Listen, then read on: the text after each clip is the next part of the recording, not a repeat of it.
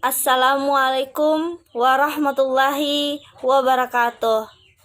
Perkenalkan, nama saya Nunung Karni, NIM 184021171, kelas MK 61, Prodi Manajemen, Kampus TIE YPUP Makassar, dengan mata kuliah Metode Kuantitatif dalam Bisnis. Dosen pengampu Bapak Hari Yulianto SE MSI.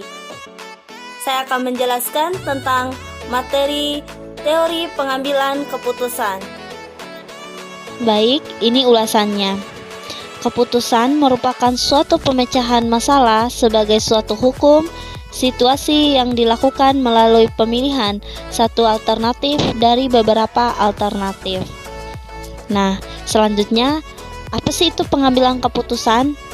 Pengambilan keputusan merupakan suatu proses pemilihan alternatif terbaik dari beberapa alternatif secara sistematis untuk ditindaklanjuti, digunakan sebagai suatu cara pemecahan masalah. Selanjutnya, saya akan menjelaskan fungsi pengambilan keputusan. Yang pertama, kelanjutan, yaitu permulaan dari semua aktivitas manusia yang sadar dan terarah secara individual dan secara kelompok, baik secara institusional maupun secara organisasional. Yang kedua, futuristik, yaitu bersangkut paut dengan hari depan, masa yang akan datang, di mana efek atau pengaruhnya berlangsung cukup lama. Selanjutnya, tujuan pengambilan keputusan. Tujuan pengambilan keputusan ini ada 2 poin. Yang pertama itu bersifat tunggal dan yang kedua itu bersifat ganda. Yang bersifat tunggal itu terjadi apabila keputusan yang dihasilkan hanya menyangkut satu masalah. Artinya bahwa sekali diputuskan tidak ada kaitannya dengan masalah lain. Selanjutnya, bersifat ganda. Terjadi apabila keputusan yang dihasilkan menyangkut lebih dari satu masalah.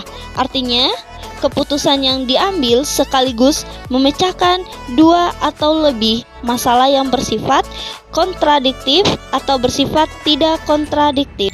Selanjutnya, unsur pengambilan keputusan. Unsur pengambilan keputusan ini ada beberapa poin.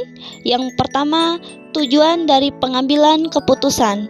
Yang kedua, identifikasi alternatif keputusan yang memecahkan masalah. Yang ketiga, perhitungan tentang faktor-faktor yang tidak dapat diketahui sebelumnya atau di luar jangkauan manusia. Yang keempat, sarana dan perlengkapan untuk mengevaluasi atau mengukur hasil dari suatu pengambilan keputusan. Dasar pengambilan keputusan. Dasar pengambilan keputusan itu ada beberapa poin. Yang pertama, intuisis, yaitu pengambilan keputusan yang berdasarkan perasaan yang sifatnya objektif. Selanjutnya, pengalaman, memiliki manfaat bagi pengetahuan praktis karena dengan pengalaman yang dimiliki seseorang maka dapat memperkirakan keadaan suatu, dapat memperhitungkan untung ruginya dan baik buruknya keputusan yang akan dihasilkan. Selanjutnya, wewenang biasanya dilakukan oleh pimpinan terhadap bawahannya atau oleh orang yang lebih tinggi kedudukannya kepada orang yang lebih rendah kedudukannya.